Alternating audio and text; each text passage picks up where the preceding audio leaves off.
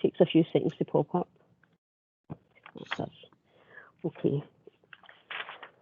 In the meeting, I have a note that we've got Councillor John Bradley, Councillor Walter Brogan, Councillor Robert Brown, Archie Buchanan, Janine Kalikius, Graham Campbell, Andy Carmichael, Maureen Chalmers. We have apologies from Margaret Cowie, Councillor Maureen Devlin's in the meeting, Councillor Eric Holford, Mark Horsham, Katie Loudon, Catherine McClymont, Hugh MacDonald, Colin McGavigan, Jim McGuigan, Lynn Naylon. Apologies from Richard Nelson, Carol Nugent is in the meeting.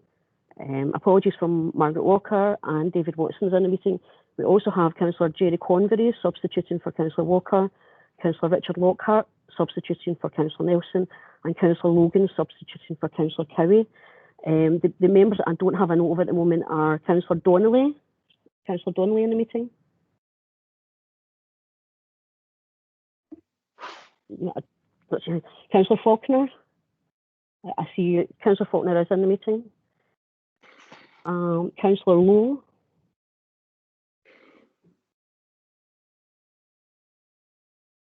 And Councillor Voss. Just checking to see if he's on my list. Okay, I think, unless I've missed any members out, can you let me know? I think that's all I have. I thought I seen Councillor Donnelly earlier, but that may have been in. I don't see her on the list of people in attendance. We also have from the Health and Social Care Partnership and Social Work Resources, Valde Souza, Liam Purdy, Ian Beattie, Martin Kane, Bernie Perry, Karen McLean. If there's any officers I've missed from Health and Social Care, can you let me know? No. And finally, from Finance and Corporate Resources, I have Hazel Goodwin, Lorraine O'Hagan, Eileen McPake, Margaret Mary Cairns, Angela Norris, and myself, Tracy Slater. Anyone I've missed from Finance and Resources? No. That's all, Chair. Thank you. Thanks, Tracy. Moving on to item 1, any declaration of interests?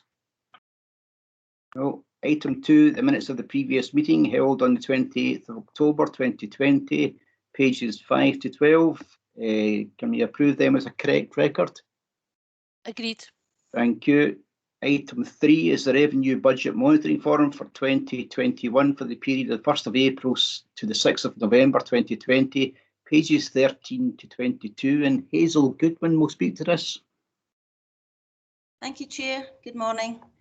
The purpose of the report is to provide information on actual expenditure against the budget for social work resources and covering that period 1st of April 2020 to the 6th of November 2020. That is our financial period 8, and we're also providing a wee forecast to the year end to 31st of March 2021. This is the third report we've brought to committee for the financial year 2021. If I can refer you to section 5 of the report, and we note there that as at the 6th of November, there's an overspend position of 0.359 million against the phase budget, and that's all due to the COVID-19 additional costs. We're currently finalising the detailed probable outturn exercise and we'll update committee at the next meeting, but for the present we're forecasting a break-even position for the financial year end. The resource continues to incur additional expenditure on COVID-19 emergency, and we've got details, specific details at Appendix B. The additional COVID-19 costs incurred for adults and older people social care, those are the services devolved to the Integrated Joint Board. They're funded by the Scottish Government via the mobilisation plan. And the types of expenditure included in there are additional beds to facilitate discharge from hospital, support for carers, PPE and staff overtime. So the total costs and also the income that we're including for that were 11.952 million to the 6th of November. As the Appendix D has full details in that. In addition to those additional costs, the social work resources has also lost some income because services are not being provided during the emergency, and also there's an element of non-achievement of the proposed savings that we haven't managed to get as far on as we would have hoped. So the value for that as at the 6th of November was 0.844 million. Those costs or non-achievement is included in Appendix B. Taking those two figures together, that gives us a total additional cost to the Council of 12.796 million. In terms of the funding, we've already received 5.464 million from the Scottish Government, but we are being advised that they will reimburse us all reasonable additional costs in there. So there's a comfort there that we will get those costs fully funded. On that basis, therefore, we're not including any additional pressures within the figures I've brought to you today. It is possible, however, that some of the actions we take during the emergency could have some legacy costs in future years. For example, things like additional care home placements, or where if we increase the use of external home care providers. So along with the officers from the partnership, we are considering the impact of any legacy overspends within the parameters of the current budget. So we'll just keep an eye on that now. Appendix B also includes additional COVID-19 expenditure for children and family services. So those services obviously aren't devolved and delegated to the IGIB. So we don't get reimbursement via the mobilisation plan that I talked about. We are hoping that we will get those additional costs funded via a separate funding allocation from the Scottish Government.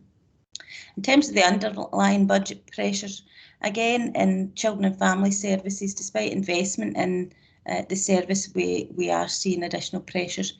Again, the main reason, which I've mentioned in previous reports, was additional external residential placements in the early part of the year.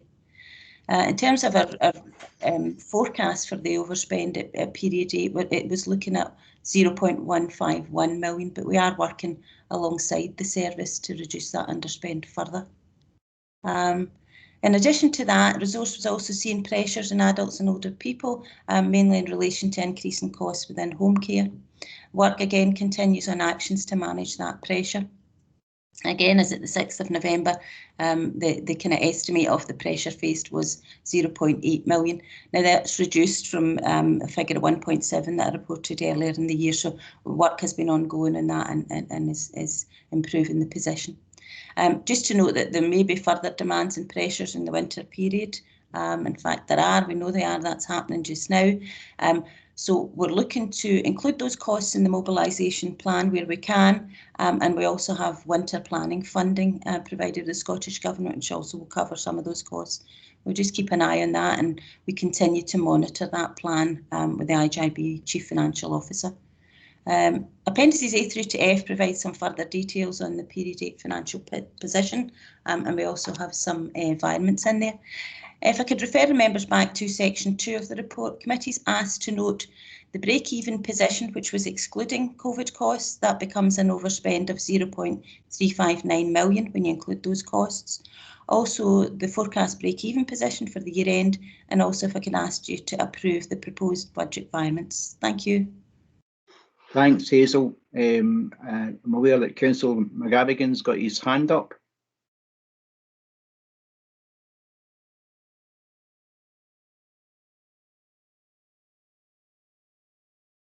Councillor McGavigan.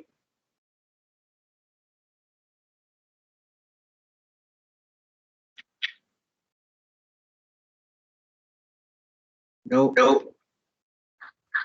I'm getting some feedback. Everybody put yourself on mute, please.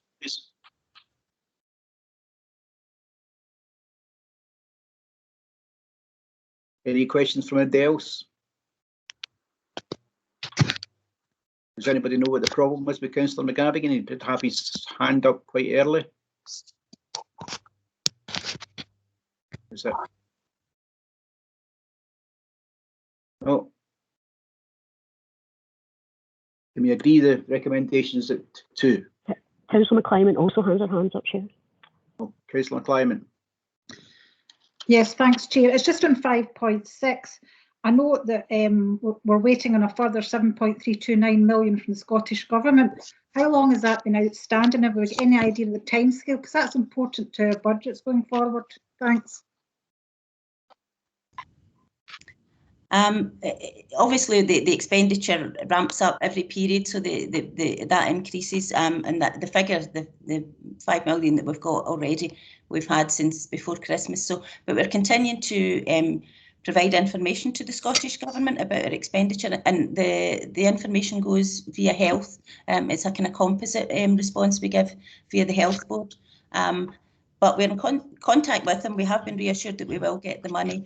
And we also, there is a further mechanism whereby the money first goes to health and then comes to us. So as I say, we are working hard. We expect we will get the money. It's just a matter of keeping in contact and making sure that we get it. So we're just awaiting direction from them when to bill the Health Board for the next chunk of money. But I don't expect that it'll be much longer. We should be getting it in fairly soon. Thanks. Wow. And thanks for that, Hazel. It's as Hazel states, we do expect the further tranche of money in the next 2 to 3 weeks, Councillor McClymont, just being a little closer to the rhythm in it from the NHS side and the mobilisation plan. So the second tranche is promised in the next couple of weeks, and it is important to the budget. I think there's a recognition. Thanks, Hazel, for that. Thanks, Councillor. Anybody else? Tracy? Yeah, it's just to advise, Councillor McGavigan sent me a text message. I'm not sure he's having problems with his mute, but his hand's up to raise declare an interest in item 9. Having had advice from Geraldine McCann, he doesn't have to leave the meeting, so he's going to stay in the meeting because he's not the chair. It's just to declare an interest in that. Okay, right, thanks Tracy. Okay, so can we agree the recommendations at 2? Agreed. Thank you. Moving on to item 4, and it's the capital budget monitoring, and pages 23 to 26, and Lorraine will take us through this. Thank you, Chair. This is the third capital monitoring report for social work for the year, and it reflects the period from the 1st of April 2020 to the 6th of November 2020, which I think, as Hazel mentioned, is a counting period 8 in our finance world. Section 3 of the report provides a background to the programme and advises that the budget for the year has been revised to 844,000, and that was approved by Executive Committee back in the 23rd of September. Section 5 details the financial implications and gives you a breakdown in Appendix A to the report on page 25. It shows the projects that we've got for the resource for the current year. Section 5.1 notes that the resources total capital programme for the year is 8.4, as I mentioned, and we have spend of £77,000 to the 6th of November, and the remainder of spend we anticipate will take place in the final quarter of the year, so January through to March of the current calendar year. I've got nothing else to highlight to committee, so if I can refer committee members back to the recommendation in section 2 and ask that committee note the social work resources budget of 844 and the spend to the 6th of November of 77,000. Thank you. Thanks, Lorraine. Any questions for Lorraine? No questions. Can we agree the recommendations at 2? Agreed. Thank you. Moving on to item 5, which is the workforce monitoring, September and October 2020, pages 27 to 34, and Eileen McPaig will speak to this one. Thank you, Chair. Good morning. This is the standard workforce monitoring report with workforce information for social work resources for the period September-October 2020. So section 4.1 of the report outlines the absence statistics for committee, and the absence at October 2020 for the resource was 6.7%, which represents an increase of 0.6% compared to the previous month and 1.9% higher than the council-wide figure. That translates to an annual average for 2021 projected at 6.4%, and that's compared to the council-wide figure of 4.4%.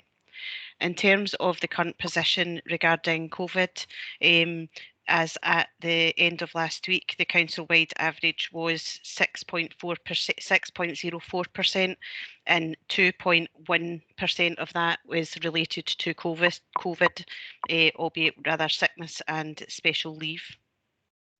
So sections 4.2 to 4.5, the details are in Appendix 2. So section 4.2 outlines that there was 229 occupational health referrals during the period. Section 4.3 states that there was 18 accidents and incidents recorded over the period. Section 4.4 states there was 5 disciplinary hearings, 1 grievance and 1 dignity at work issue raised during the period. And section 4.5 states there was 20 leavers across the resource, and of them 20% completed exit interviews. Appendix 2A gives details of vacant posts across the resource, and there was 51 posts became vacant during the period, and managers have indicated that the majority of these will be filled. There's a couple of posts that will be ended due to a fixed term nature, and there's one post that's been held pending a service review. So I'm asking committee to refer back to section 2, and that the recommendations that the contents of the report be noted in terms of workforce monitoring information for September-October 2020. Thank you. Thanks, Eileen. Any questions for Eileen? Catherine?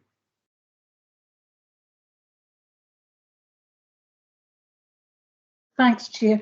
It's actually regarding a period out with this report, but I just wondered if there was any indication about the accidents and incidents regarding the condition of our roads during the bad weather when our gritting wasn't as good as it maybe should have been, just given that the budget we're considering reducing our gritting. So I'm just wondering if that had any impact on our figures at all. Okay, I don't have that information to hand, but that's certainly something that I can go back and look at and certainly give you an updated position. Thank you. Okay, can we agree the recommendations at 2? Agreed. Item 6 is the Social Work Resource Plan Q2 Progress Report for 2021, pages 35 to 62, and Martin will speak to this report.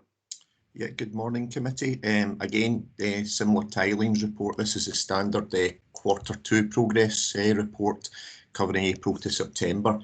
I'll just draw your attention very quickly to a couple of things, and not to repeat everything that's in the report, but under section 5.1 you'll see there's a new status added into the RAG status. So we have a blue for project complete rather than just the standard red, amber, green.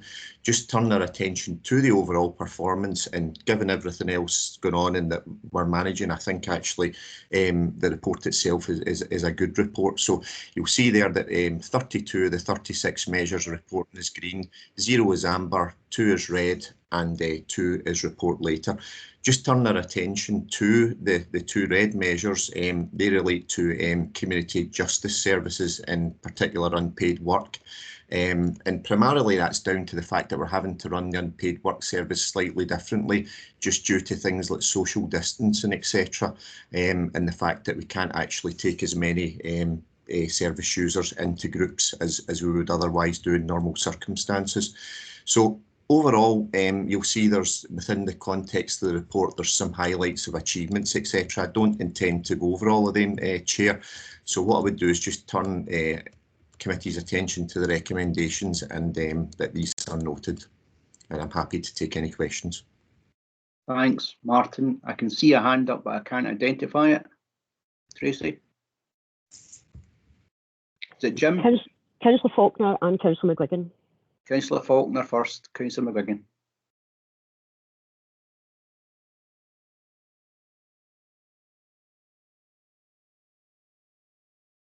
Alan?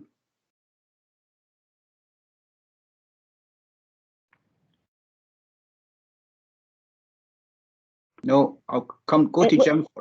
It does look like he was unmuted, but he's muted himself again. Councillor Faulkner, I don't know if you've maybe pressed it twice. That's you unmuted now.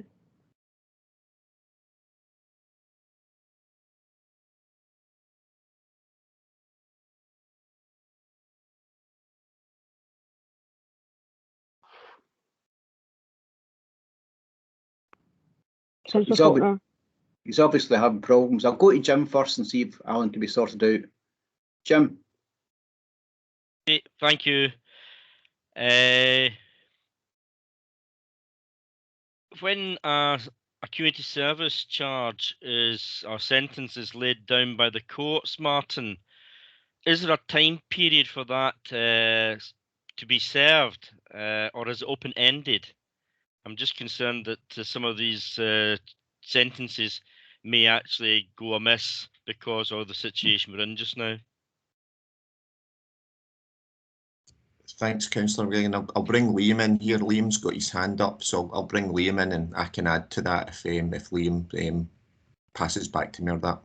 Yeah, Councillor McGuigan, there's a timescale that's associated or attached to each of the orders, so it's usually either a 3-month, a 6-month or a year's order. Because of the pandemic, what we've been given, the courts have authorised is that all orders can be extended for a 6-month period, and that was actually authorised in July. Because we've now got another lockdown, we're still waiting on national guidance about whether orders can be extended again through the court process. But what's happened within this period is that we're actually stacking up loads of hours that we can't actually accommodate for service users or people that are doing their orders within the community. It's a national issue that we've got at the moment. I would say that we are quite concerned because we've got 40,000 hours that we're now behind on within Lanarkshire. So we are still waiting on guidance about how we can do that or get an extension on those orders. So it is time limited. Thanks very much. Thanks, Chair. Thanks. Alan, have we got you back? IT are calling Councillor Faulkner to try and sort out some issues. I think Councillor McGavigan's having connection issues as well, and I think he said it's maybe due to the weather. So I think we're getting a few issues this morning, but IT are contacting Councillor Faulkner just now to try and sort it. Chair, who says that computers aren't intelligent? That muting Alan. I can't possibly comment on that. Okay, would anyone mind to moved on to the next item? Chair, can you hear me? Yeah, can you hear you now? Aye, thanks, Chair. I'm on my phone. Sorry about that. That's okay, Alan. Since we're banned for the office, but my wife could walk in, she's out showering elderly people in with a vaccination. That's another story.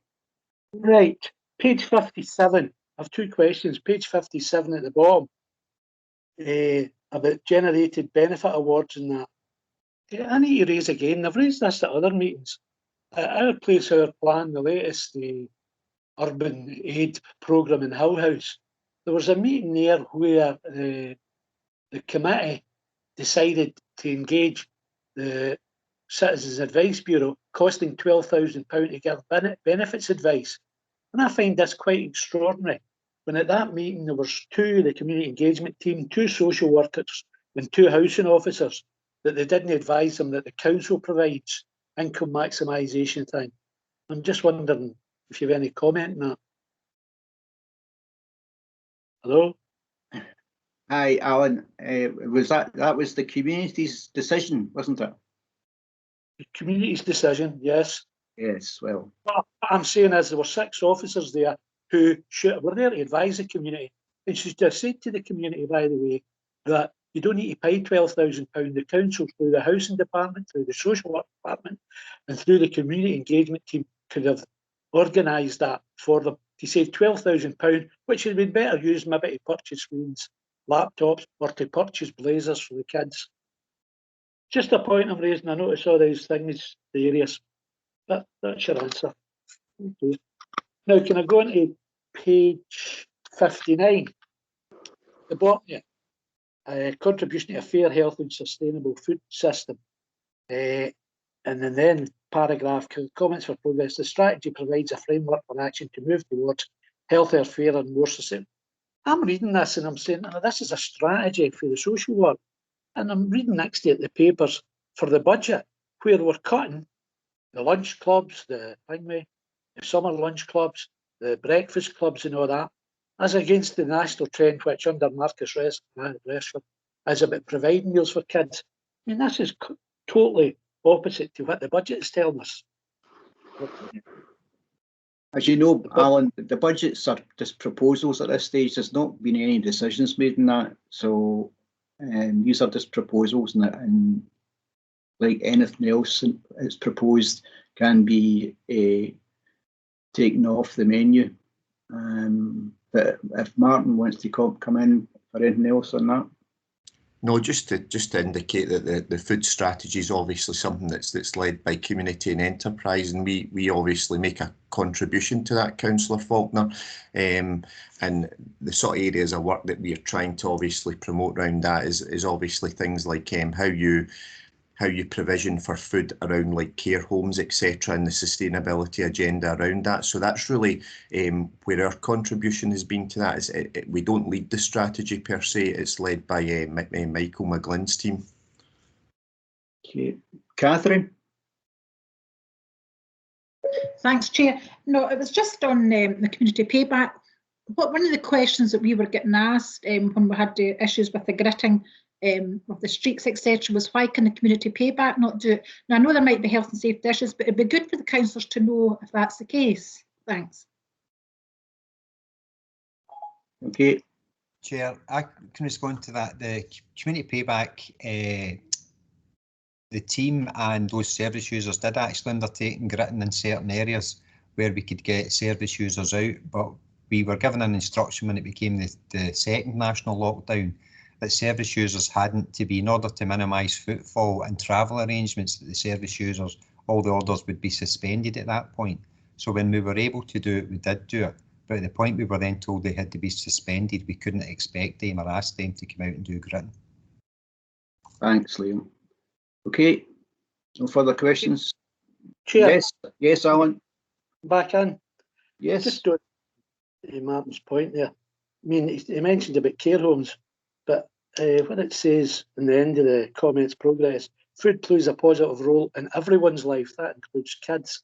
What I'm wondering here is, and you're quite right what you're saying about the budget, things you'd be put on and took off, right? But we're noting this paper, which has come through the social work, through the corporate management team that involves, whether it's the chief officer or the director of social work, in that. So the chief officer, director of social work is in the budget planning group, right? And also contribute to this is because this is their service. So there's a bit of a contradiction here. We're putting that through the day, noting it, and yet in the budget we're going against that. No? Don't think that's quite the case, Alan. But it's open to your interpretation. Okay. Okay. Jim? If I can maybe give a bit of clarification on how I understand the situation here, is that this report is on the position as of this year and as at the present time. It's not a case of looking forward. The budget is another issue, it's another forum, and these decisions will be made in the coming few weeks. So I don't think, Alan, that this is actually a comment on where we're going. This is a comment on where we have been and where we are at present. With all respect, Chair, it does say in the first thing, action contribute to a fair and healthy and sustainable food system. That doesn't mean the now, that means going forward. And going forward, the budget is recommending doing away with the breakfast clubs and lunch clubs. But I'll leave it there, thank you. Thanks, Alan. Can we agree the recommendations at 2? Agreed. Thank you very much. Moving on to items for decision. Item 7 is infant mental health continuing care additional resources, pages 63 to 66, and Liam is going to take us through this report. Yeah, thank you, Chair. The subject of this report is about infant mental health and continuing care. The purpose of the report is to advise the committee and provide an update on the Scottish Government initiative about additional funding for mental health services, particularly peri-mental health services and mental health services for people within the community. In terms of the recommendations, we're looking for the report to be noted, but we're also looking for approval for 2 and 3 of the posts at 5.1 within the report. Section 3 gives a background to the report. In relation to the mental health services, it identifies the Scottish Government mental health strategy, the 10-year strategy for 2017 to 2027, and also the national perinatal and mental health programme that was set up. From that, the NHS Lanarkshire were given a budget to look at how they can improve peri-mental health services. And in partnership with ourselves within the council here, they've identified that they would like a social work resource to support that in terms of managers and the nursing staff within that service. So we're looking for a 3-year post of a social worker to support that initiative. Within section 3.2, it identifies the continuing care and care leaver support. It references the Children and Young People Scotland Act. It also makes reference to the continuing care and the staying put agenda for young people who are 16 plus up to the age of 21. And one of the challenges we have within South Lanarkshire social work is to move some of these young people on to a safe and appropriate resource. So we're looking to expand our supported carer service. Section 4 gives the current position in relation to the mental health services, and at 4.2 gives the current position in relation to the care leavers as well. You'll see that currently we only have 4 full-time equivalent supported carers within South Lanarkshire, and we're looking to expand that. Hence, we're looking to create the post of the team leader. That team leader post will also support kinship carers within the community as well. The Section 5 looks at the employee implications, and what we're looking for is a social worker for a fixed term of 3 years and a permanent team leader post for supported carers. The funding for the social worker will be met from the mental health strategy funding from NHS Lanarkshire, and for the team leader post it will be met from the community mental health monies, which is part of the £15 million attributed to local authorities. So if we can refer members back to the recommendations at 2.1, it's to note the report. It's for the creation of the full-time equivalent social worker post fixed term and the creation of the team leader post permanent. I'm happy to take any questions, Chair. Thanks, Liam. Any questions for Liam? Don't see any hands, so can we agree the recommendations at 2? Agreed. Moving on to item 8 is resourcing for inclusionist prevention and justice social work resources, pages 67 to 72, and Liam's going to take this one again. Thank you, Chair. This is another report we're looking for approval. It's for resourcing for inclusionist prevention and for justice social work. What we're looking for in terms of the recommendations is that the report be noted, and we're looking for a proposed increase in staffing arrangements as a test of change for the FAS service, which is our under 12s intensive support service, and also for the unpaid work service. And we've touched on some of the challenges within that because of lockdown and the pandemic, and that references it within the report. Section 3 gives a background to the inclusionist prevention, and you'll see within the report, and we brought a previous committee report about the £800,000 funding that we were successful in getting in 2018 from the big lottery, or the community lottery fund. That work's been going on for the past 3 years, and one of the areas of tests or change that we're looking at, and it's highlighted in sections 3.1, 3.12 and 3.13, is that the team have identified that one of the sticking points is when families and young people are moving out of intensive services and they can sometimes get lost. So what they've identified is to create a post, a family support worker post, that will help families actually move out of intense services to engage with universal services, because that's seen as a pinch point when things can often break down. So we're looking for the funding, so we've got approved funding, and we're looking to create a post for a year to work with the FAS service as a test of change. FAS has been identified as the resource to test that out, but it could be any intensive resource that we're looking for. In relation to the justice services and unpaid work at section 3.2 onwards, you'll see that it references the challenge that we've had throughout COVID and throughout the pandemic in order to meet the hours for the service users. We've touched on that because a lot of the services have been stood down nationally, because of lockdown, we're now in a backlog of having to achieve the hours that have been undertaken. And as well as using the unpaid work service, we're also using third sector providers as well. So we're looking to create a permanent post within that. Section 4 gives some background to the current position in terms of inclusionist prevention and justice services within unpaid work. And at section 5, we're looking at the employee implications. So for the test of change, we're looking for a family support worker for a year, and that funding will be coming from the big lottery fund. And at section 5.2, we're looking for the current temp team leader post 0.5 to be made permanent within the service. And the funding will come from the current section 27 grant, so there's no financial implications. So I can refer members back to the recommendations at 2, and it's for the contents of the report to be noted, but also the creation of the family support worker post temporary for a year and the made permanent the 0.5 post full-time equivalent. Again, happy to take questions, Chair. Thanks, Liam. Is there any questions for Liam? Don't see any hands. Can we agree the recommendations at 2? Sorry, Councillor Donnelly's just raised her hand. Councillor Donnelly. Yes, Chair.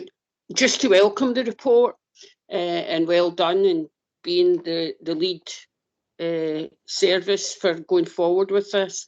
And I never get in earlier. I'm having to work through my phone I also would like to compliment the paper before that, Liam. Well done, great work getting done. Thank you. Thanks, Mary. Can we agree the recommendations at 2? Agreed. Thank you. Moving on to item 10, items for noting. The independent care reviews findings on the promise of transformational change, pages 77 to 80. And Liam's going for a 4-timer. Sorry, Chair, you've bypassed item 9. Oh, did I? Sorry. Item 9's going for a hat trick then. Sorry. Remuneration for the independent chairs for the Fostering and Adoption Panel, Child Protection Committee and Adult Protection Committee, pages 73 to 76. Liam. Thanks very much, Chair. This paper's a bit of a tongue twister for me because I struggle to say the word remuneration. So I'll just keep saying that we're making costs to them. So the paper, it's about remunerating independent chairs for fostering and adoption, and what we're asking is the committee to endorse the increased payments from £300 to £350. Section 3 gives a background to the independent chair requirements that we have within South Lanarkshire, and it's for fostering and adoption panels, and it's for the Child Protection Committee and Adult Protection Committee. You'll see section 3.5 that the last time we looked at the payments was in 2015, and there hasn't been an uplift for the independent chairs since then. And what we did was we done a calculation based on the composite price index to look at what it would have been from 2015 to now in terms of an appropriate uplift. We also done a benchmarking exercise with 6 other local authorities, and that's highlighted at 3.6. which shows their current remuneration per day versus what they actually pay in other local authorities. So what we want is the uplift from £300 to £350. 5.1 shows the implications, and we've got 2 panels in fostering and adoption, and we've got 1 child protection committee and 1 adult protection committee. In terms of financial implications, these will come from existing budget from the family placement team and the existing budgets that are allocated for the child protection committee and adult protection committee. And we've asked the committee if they can endorse the uplift of £300 to £350 for the independent chairs. Thank you. Thanks, Liam. No questions on that. Can we agree the recommendations at 2? Thank you. Agreed. Thank you very much. Moving on to item 10 now. Is the independent care reviews findings on the promise of transformational change. And now you're going for your 4-timer, Liam, sorry. Yeah, thanks very much. I'll not go through this whole paper because it's actually just for noting for the committee, and it's about the implications of the promise. We had the corporate parenting paper that came to the last committee, so this will be very familiar with people. But what we're doing is we're making sure that this is kept on the agenda for elected members and wider stakeholders so that they know that the review took place. So section 3 within the report gives a background to the root and branch review that undertaken with the care system. And can you put yourself on mute, whoever's got the dog, please? Don't mute the dog, for goodness sake. Yeah. Thanks, Chair. You'll see within section 3 it just gives some background to some of the challenges that took place within the root and branch review.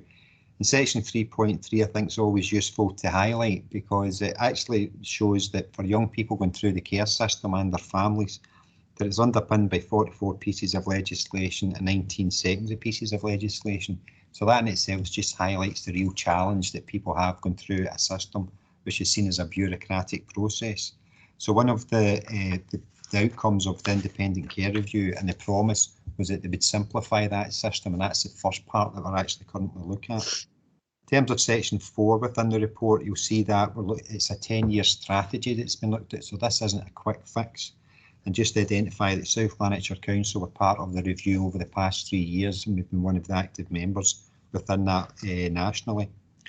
What we've asked the independent care reviews to look at our children's services plan and our corporate parenting plan. So they've walked beside us to make sure that it's compliant with what they see as the national challenges are. And one of the things that we've identified to do within South Lanarkshire social work services and with education services is we're looking to declutter the actual bureaucracy around about looked after children. So that's one of the biggest things that we're currently looking at the moment. The other challenge we're looking at as well, or the other challenge we've set ourselves and it's been set for us, is to make sure that we maintain and continue to maintain children within their families and within their communities, whether that's with the biological parents or with kinship carers. So that's something we're actually going to be looking at over the next 3 years. So the report's just for noting, and if there's any questions, I'm happy to take that. Just as a final point, sorry, I should have made, we're going to set up a Champions Board event for all elected members and IJB members, so that you hear the voices of young people, and we're looking to have that event in February, and we'd ask people to support it and come along. So happy to take any questions, Chair. Thanks, Liam. Any questions for Liam? Mary? Thanks, Chair. Just again to welcome this paper. I know it's for noting, but I think it's vital that young people's voice is central going forward to their support and their wishes and their wants. So thanks very much, Liam, that we're, where's your word? Decluttering is a good word. Thanks, Mary. Can we read the recommendations at 2? Agreed. Item 11 is the Lanarkshire Advocacy Plan Advocacy Services Tender, pages 81 to 108, and Martin will take us through this.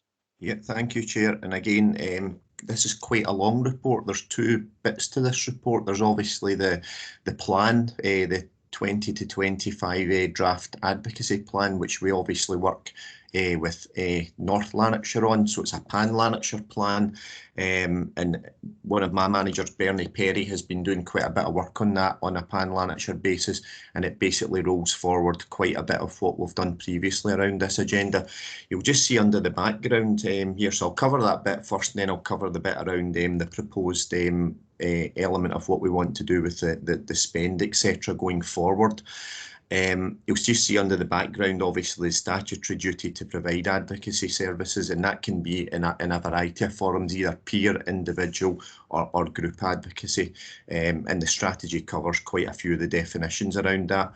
So the strategy is there, that will go to IJB, the next IJB meeting it will go to, and it'll also go to North Lanarkshire IJB as well, because advocacy services sits under the prism of integration arrangements. Just under 4.3, you'll see there, this is some of the spend that we currently have around advocacy services, and we obviously have contractual arrangements in place with some of these providers, and the intention is to roll that forward for a year to allow us to then do a new specification around advocacy services, similar to what committee will remember that we've done for carers, etc., whereby we brought the whole specification together and then obviously went out to tender on that to give us a bit more of an integrated approach and a single system approach to unpaid carers. So really the report is for noting, and again, if anyone has any comments on the strategy per se, what I would ask is, can you feed them into Bernie or myself, and we'll take them on board in the wider discussions with them on the pan-Lanarkshire advocacy group. And happy to take any questions, Chair, as is Bernie. Bernie's sitting in the background just now. Thanks, Martin. Any questions for Martin or Bernie? Mary, is that a new hand or is it our legacy hand? No, it's hold on. No, it's not a legacy hand. Thanks, Chair. I'd like to compliment Martin and Bernie. I think this is vital going forward to have a Lanarkshire advocacy plan in any care setting. It's vital that the advocacy project is there in order to let the person who's the service user know that they've got a true voice there representing them to get through and declutter the system, and they can be their voice speaking for them.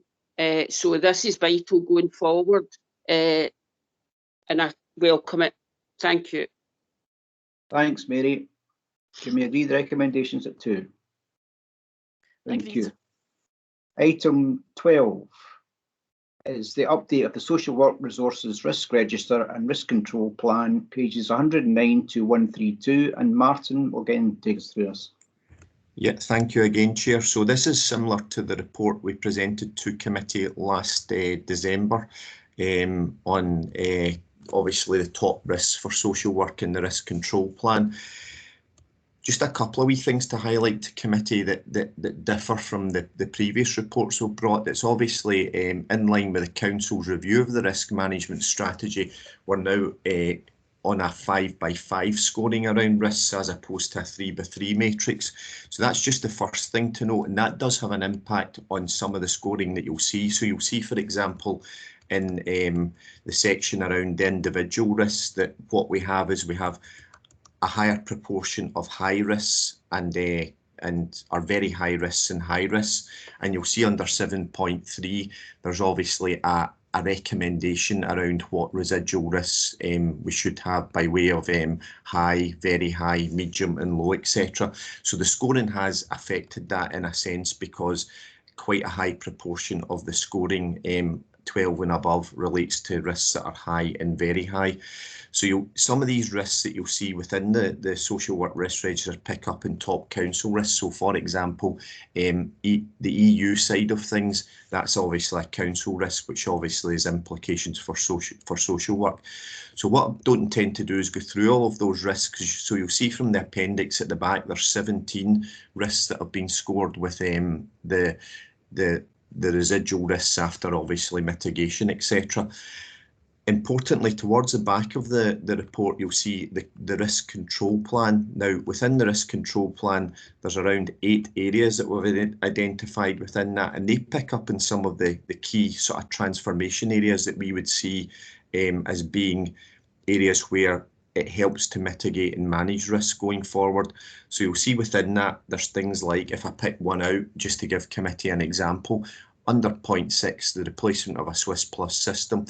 That's obviously an area we would see as being able to mitigate some of the risk around the case management and care management that we do for service users, and equally the stuff around obviously the home care side of things. And again, much of these controls or risk controls will be familiar to committee from reports we've brought previously. So the report is for noting. There is a lot of information in it, but again, myself, Bernie and others are happy to take any questions around this if committee have any questions. And I would just draw committee's attention back to the recommendations at the front end of the report. Thanks, Martin. Is there any questions? I can see a hand up, but I can't identify it. Councillor Nealon. Councillor Nealon. Thank you, Chair. Martin, I know you've just said this, but if you could humour me.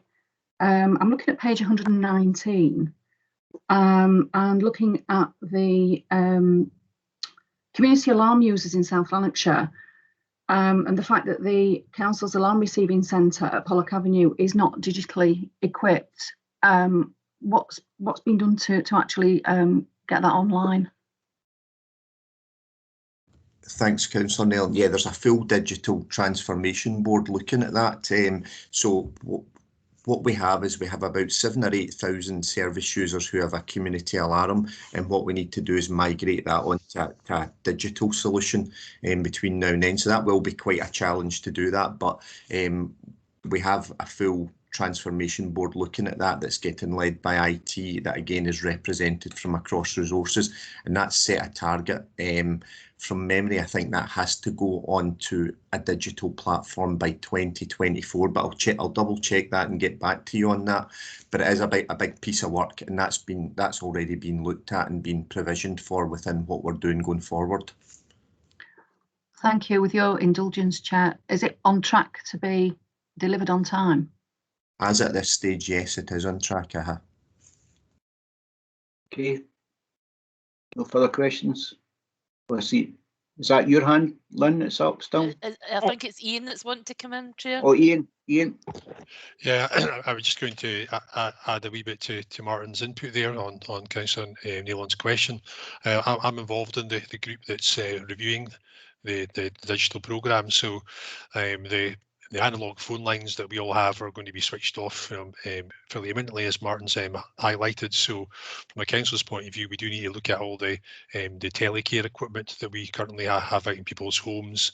That needs to link it into a digital system that picks up the the signals from the boxes in people's houses. That group's kind of looking at that in the context of the kind of the national picture, where there's some discussion around the options and possibilities for things like regional alarm receiving centres rather than having everything being locally based, because there's many alarm centres across Scotland at the moment. So we're trying to look at the options and work through the best options and recommendations for South Lanarkshire. There is a bit of investment in the capital programme to support this, around some test of change and new equipment, and we've also been brought in some additional funding from the digital office to support this work. So it's quite well advanced. There's been a lot of activity around it, and I would hope over the course of this year we will come forward with some firmer recommendations to just discuss how we might provision for this service in the longer term. Thanks, Ian. No further questions? Can you agree the recommendations? Thank you. Item 13 is Transformation and Service Improvement Programme, pages 133 to 140, and Ian will take us through this. Thanks, Chair. So this is just the regular update we provide the committee on a range of service change work that you'll be familiar with. I'm just going to go through these kind of briefly and pick up any kind of questions folks will have. The Care Facilities Programme we just discuss regularly. I suspect most members will now be aware that the contract has been awarded, and that initial works have commenced on the site down in Blantyre. I think there's still a bit to go there, because it was just started on site prior to the Christmas break, but we would anticipate the work kind of picking up, all being well, over the springtime, with a completion date of 2022. Obviously we're then linking with the local community just to make sure folks are aware of the activity that's going on. The other point we're just noting is the intermediate care work that we've been developing, particularly in response to COVID, is ongoing at Candraven House, and that will really provide a bit of a kind of test centre for the new service in Blantyre. So we'll hopefully pick up quite a lot more learning from there prior to the Blantyre centre being open. Moving on to the report. There's the look at the care and support service. That's the Council's Learning Disability Housing Support Service. Has been on the go for many years.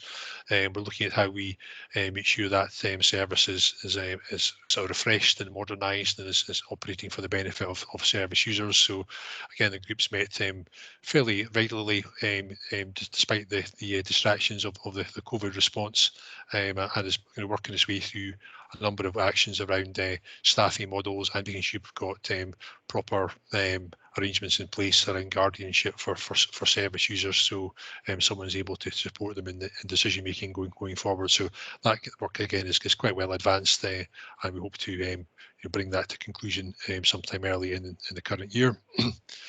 The next strand covers the mental health strategy that's being led by NHS Lanarkshire.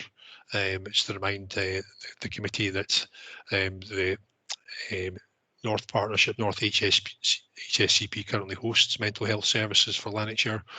Some elements of that are being delegated at the South Partnership, initially the community nursing service, mental health nursing service, and shortly thereafter the psychological therapy service. So we have put in place some new management arrangements, an overarching strategic manager, a couple of service managers who are leading that work, and we're working away through the negotiations and discussions with North in terms of delegation of the budgets, delegation of accountabilities for the staff, and it began some kind of scoping work just to have a look at how we might capitalise on the opportunity to further bring council and health service together around the person, around the patient, to the maximum benefit. Moving on then to the care at home service, the report obviously highlights the progress made with remedying the issues that came to the fore towards the end of 2019, early 2020, with the services in Hamilton and Rutherglen. So as we've indicated, we've moved out of the zone where there was improvement notices and requirements, and both the Hamilton Rutherglen services are in a much better place than they were 12 months ago. We're reflecting the fact that there's still a journey there to be completed in terms of fully moving the services on, but with the new management arrangements and refreshed focus on the service, we're confident that will move in the right direction over the coming months. The care inspector were very positive in their comments about the progress that the teams had made. We're also flagging that we're still trying to maintain some momentum around some of the other work streams, primarily things like the scheduling system, which will hopefully make the scheduling of activity more straightforward and more effective, and further look at the structure of the service as we've flagged before, and to try and modernise that and make sure we've got the care management and the care delivery services working together as harmoniously as we can make them. I suppose it's worth noting that the care home service is very much in the midst of the COVID response. They've been working very diligently, very effectively throughout the pandemic period, and the staff team have done a fantastic job supporting the citizens of South Lanarkshire in very difficult times. So this improvement work has gone on in the context of trying to maintain those services and keep everyone safe, and make sure that services are getting out there to the community. So I think that's pretty much the core of the report. Happy to pick up missed out daycare. Just to flag up, daycare review is just about concluded. I think we've got a session in the diary to do a presentation to elected members in February to take through the work of the review and some of the recommendations we'd like to kind of take out for further consultation in terms of the change programme. The day service remains shut in terms of a building-based service. We're continuing the outreach service for those who wish to make use of it. There's quite a number of people who are taking up that offer of the service. We recognise it's not ideal, but I think it's the best, the safest service we can deliver in the current time. I think we need to recognise that many of our day service users are particularly vulnerable to the impact of coronavirus should they be unfortunate enough to catch it, and we're doing our best to keep everyone safe and maintain services that support carers in particular over this difficult period. So happy to pick up any questions on the report. Thanks, Ian, for that comprehensive report. Number of hands up here, so I'll start with Alan Faulkner. Thanks, Chair. Can you hear me? Yes, fine, Alan. Fine, I'm on the phone, same as Councillor Donnelly. It's two questions to Ian. The first one, at the bottom of page 136 to the top of page 137, where the inspectors highlighted significant progress. When you go to the bullet point at the top of page 137, it says infection prevention control measures, right? I'm quite concerned of the progress there, because we've got 1,000 home helps out there who never get tested, which they were promised 10 weeks ago. We then get the vaccinations come out on Thursday, where they hang me there's 1,000, we've got 1,000 carers. You to go in line with other people. We've still got a lot of carers who should have been a priority, by the way, to be vaccinated, because they're in visiting elderly people, they're doing personal care, they're doing incontinence garments removal. They should have been a priority. They had to go in line with 8,000 other people to try to get an appointment. I know quite a lot of people, both here in South and in North, who haven't got appointments. I know ones that have got appointments who got there and find their admin workers in the queues. I mean, we haven't handled this well. We should have done it in area teams like Hamilton, Black Policies. We've got X amount of carers, right? Let's book a central place, get them all done, because they're out. And it's not just the fact that the people are out doing care that they can actually receive the COVID, receive the COVID, but they also could be passing it on to the elderly people they're servicing. And I think we should have handled it better, than we should actually be urgently making sure that all our home care workers and the ones in the private sector are vaccinated. Thank you. Thanks, okay, I can give a response to that. reflections in the report obviously are based on the prevailing guidance at the time and the point of inspection and things that we've done quite rapidly since then. I would suggest that there has been some recent prioritisation of social care staff's access to vaccination. The report we had in from position as of close of business last night, there was over 1,000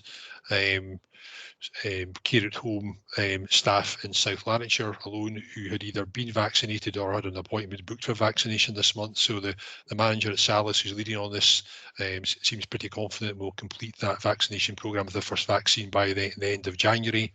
I think there was something like 1,700 external provider carers were also on that list for either being vaccinated or having an appointment. And there's a considerable number of other frontline staff, such as social workers, OTs, who have direct client-facing kind of contact in terms of delivering services, who have also been able to access appointments. So I hope that provides a wee bit of assurance that we are onto this and that there's progress being made. I might also add that our kind of care at home service manager is on a national group looking at the testing regime for care at home staff, and that's being rolled out from this week as well across Scotland. We're also obviously dependent on colleagues in Scottish Government and so forth, supporting us and the rollout of this work.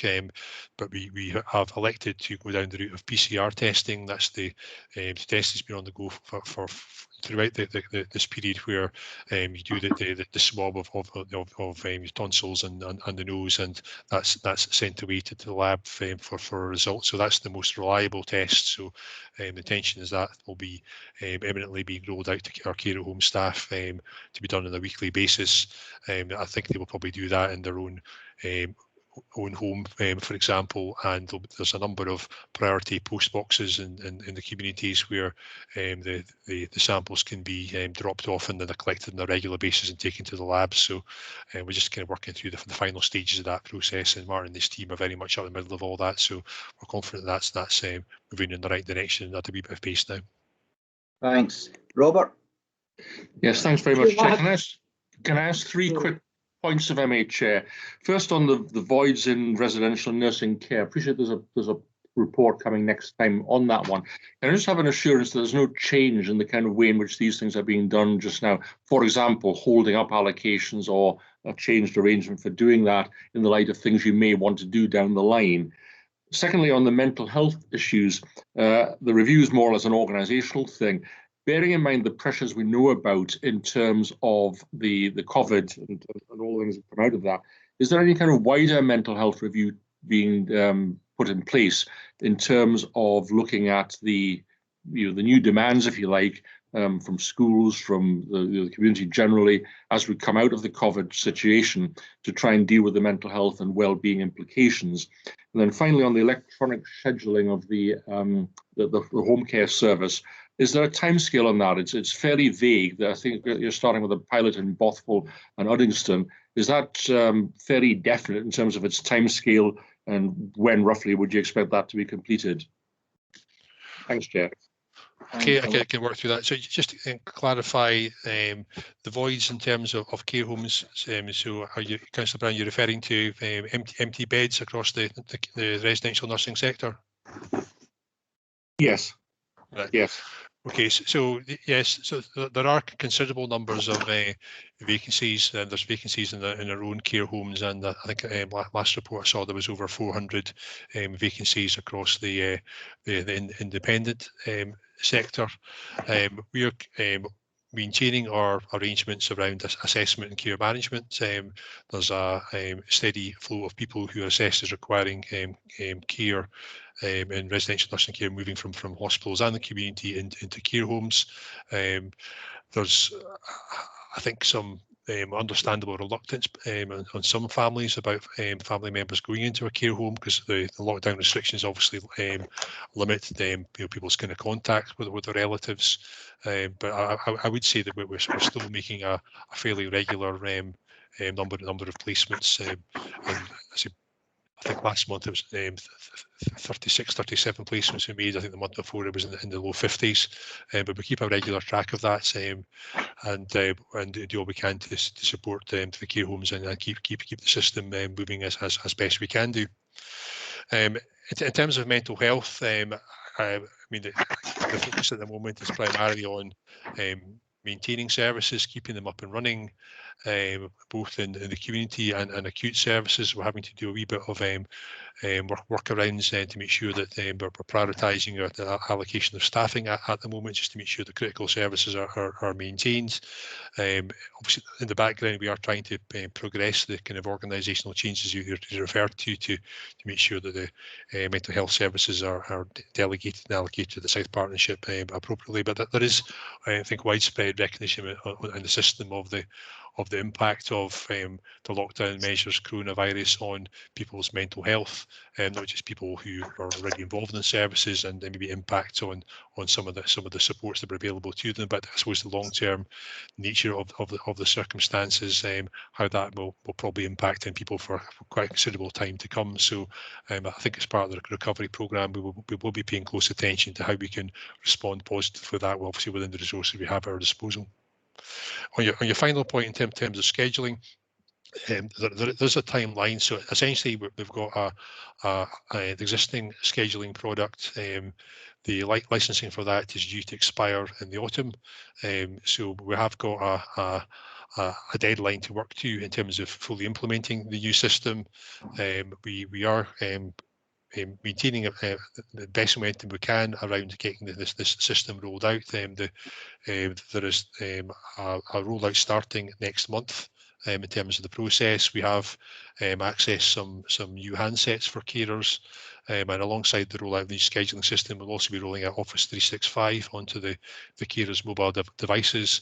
So that allows us to improve our day-to-day communications with and between our carers. So we'll have access to an email account, have better access to kind of instant messaging, Teams type arrangements. So the teams can obviously communicate more readily with each other, and also the managers can link in with their teams much more readily than they can do at the moment. And a lot of that's been funded out of savings around reduced postages and so forth. So it's really an opportunity to modernise the technology that sits around care at home for the better. So I would hope by the end of this current calendar year, we've got a new scheduling system up and running, Office 365 rolled out, and the carers have all got new handsets, and the comms and the scheduling is more optimised.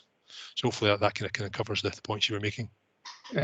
Sorry, Chair, to be difficult. I don't think I actually had a specific answer to any of the 3 points I made. I know there was the background stuff, but can I just come back, if I may, on the thing? First of all, in terms of the voids, I specifically asked, was there any change in the allocation arrangements? It may have been implied what you said, but I don't think you actually said there either was or there wasn't. Has that changed at all? Second, on mental health, I think I took from what you said that there wasn't currently any kind of review of matters in terms of COVID. Now, that may be just obviously urgent pressure. I appreciate that. Is there a plan to have a sort of, I mean, because this is quite a major thing coming down the line, isn't it, in terms of the actual mental health pressures? Are we looking at this in some detail? If so, when?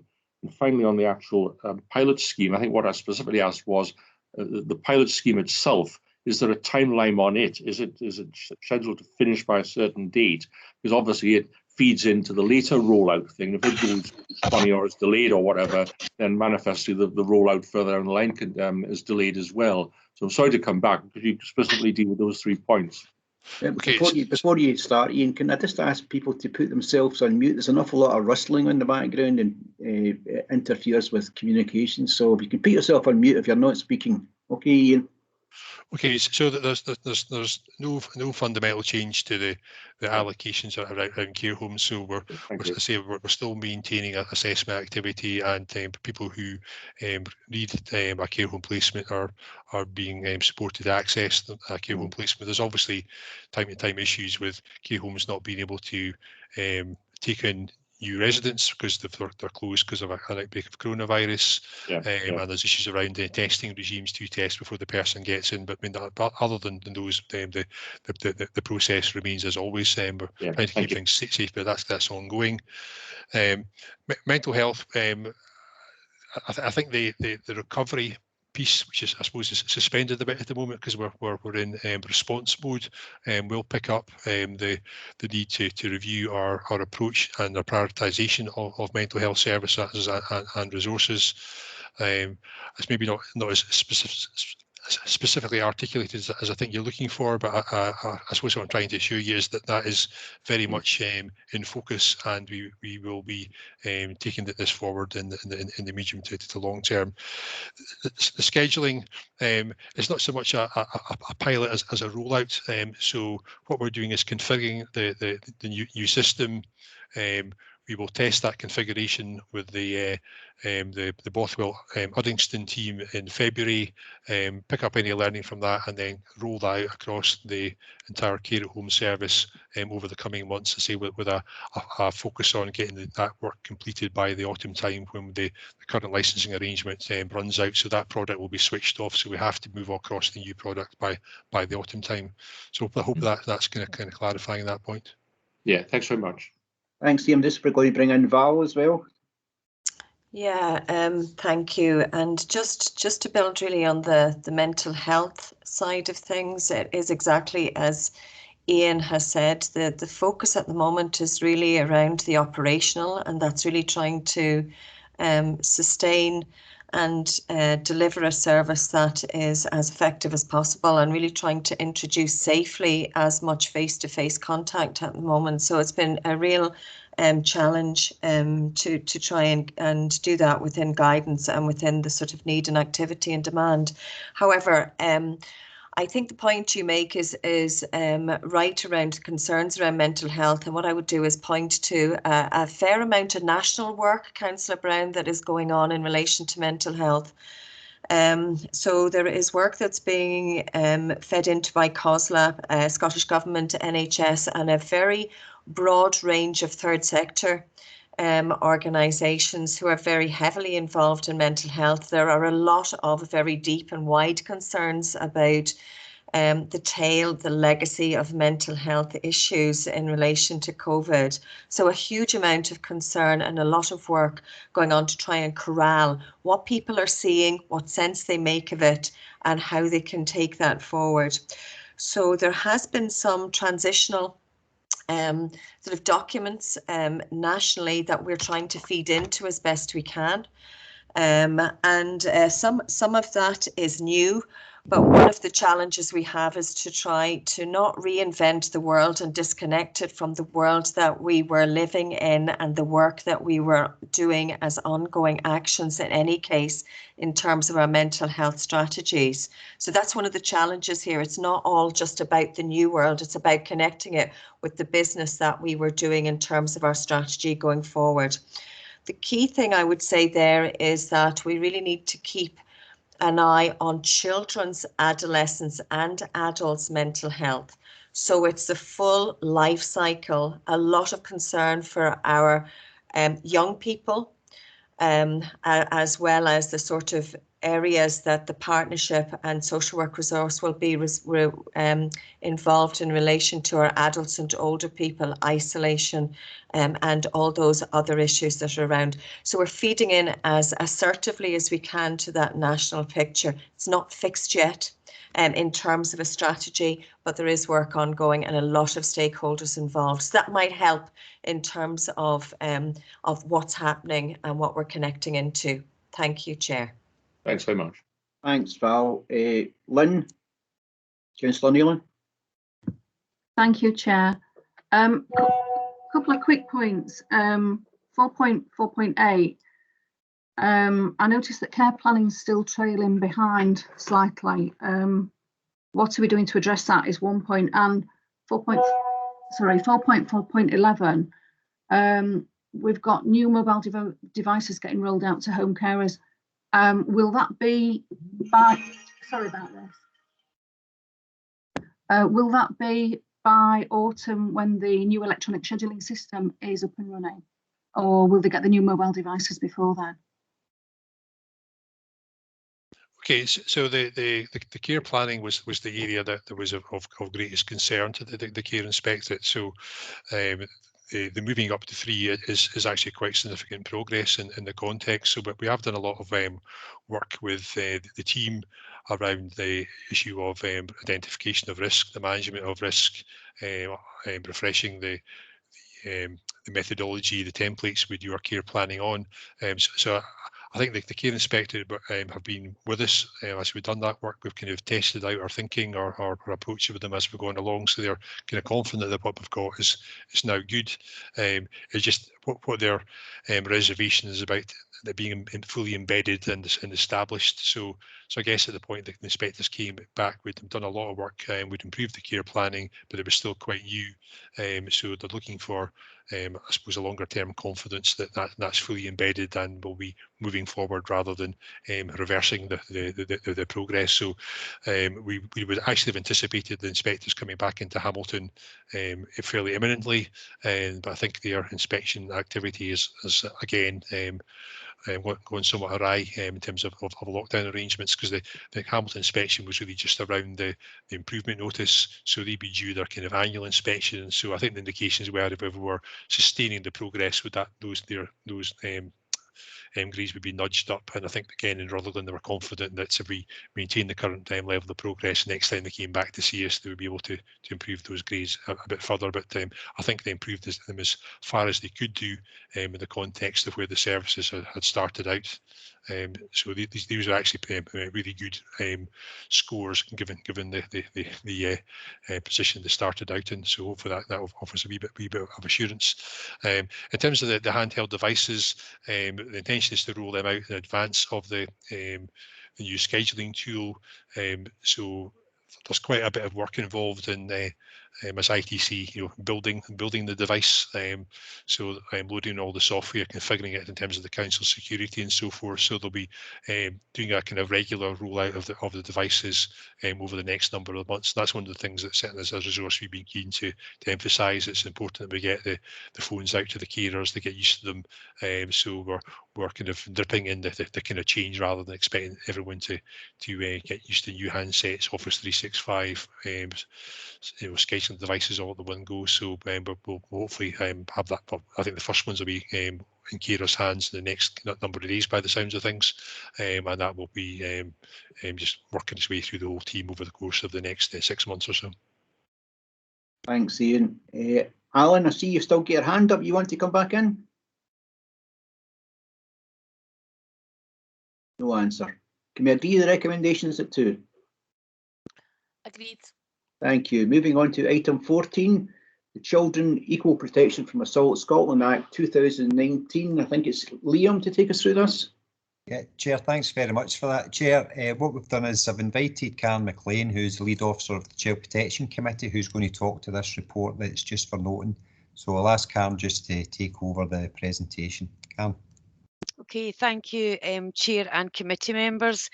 I'm here today to bring to your attention a significant legislative change to protect children and young people in Scotland. We're the first country in the UK to do so. After first being highlighted in 2015, the Children Equal Protection from Assault Act came into force on the 7th of November 2020.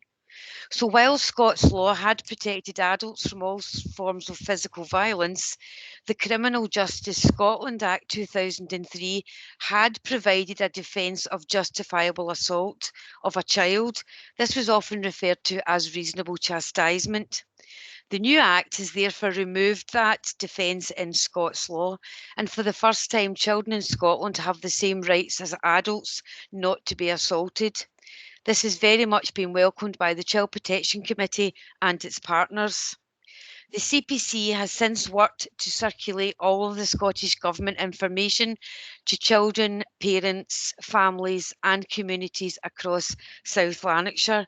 We have done this using a number of social media platforms given the reduced footfall into community centres and so forth. Multi-agency staff have all had professionals briefings, and this has since been adopted by North Lanarkshire, so we now have this as a pan-Lanarkshire resource. The principles of GIRFEC will continue to apply, and staff have been guided in responding to concerns Police Scotland have also published a standard operating procedure to work through attending to assaults in relation to the new legislation. This has been shared by social work and its partners. The usual child protection processes will continue to apply where necessary. Finally, a multi-agency group has now been established, and they are working together to produce an online training resource for partners across the authority area and for the third sector. I am happy to take questions, but I'd like to thank the Chair and the committee for noting the content of this report. Thank you. Thanks very much, Karen, for that. Any questions? Mary, I see your hand up. Mary? I would like to welcome this report. It's in line with domestic violence and to protect young women going forward. So we needed legislation like this where parents can't just lash out at their kids. So I think this is wonderful coming forward, and it will help us go forward to protect young people more. Thanks, Mary. Can we agree to the recommendations to note the report? Agreed. Thank you very much. Item 15, position statement on, don't like this word, prostitution. Pages 147 to 152. Chair to Liam to speak to this report. Yeah. Thank you, Chair. Chair, I've been asked to speak to the report as the Chair of the Gender-Based Violence Steering Group, but what I've done is I brought along the team leader who's responsible for coordinating the gender-based violence response for South Lanarkshire, and that's Julie McCorrison. So Julie is going to speak to the report on behalf of the Gender-Based Violence Partnership. Julie. Sorry, I should say as well, this is Julie's first committee, so she is a bit nervous, so keep that in mind. Okay. Okay, Julie, you're okay, you're fine. Thanks very much, Liam, and thanks, Chair. So the position statement on prostitution, the purpose of the report is to ask the committee to support the collaborative work of South Lanarkshire's Gender-Based Violence Partnership in the development of this position statement on prostitution. Support from the committee will obviously raise the profile of this position on prostitution as well. In terms of point 2 in the report and recommendations, the committee is asked to endorse and approve the following recommendations. Firstly, that South Lanarkshire Council adopt this position as stated in the attached position statement on prostitution, and that we progress with a public launch of this statement. I'll move on to section 4 of the report, just to give some background to how we've come to where we are today. The European Parliament passed a resolution in 2014 which recognised that prostitution, forced prostitution and sexual exploitation are gendered issues and that violations of human dignity and human rights. Under the UN Convention on the Elimination of Discrimination Against Women, the UK has agreed to take appropriate measures to suppress all forms of traffic in women and exploitation of prostitution of women. We must act upon these international obligations, which recognise that sexual exploitation is completely unacceptable and inexcusable in a 21st century Scotland. I was aware that there may be some questions around about the terminology, as the Chair pointed out. So just to address that, in 4.2 of the report, this report and the position statement adopt a working definition which is focused on the sale and purchase of sex rather than sex-related activities such as lap dancing and pornography. Terminology in this area is contested.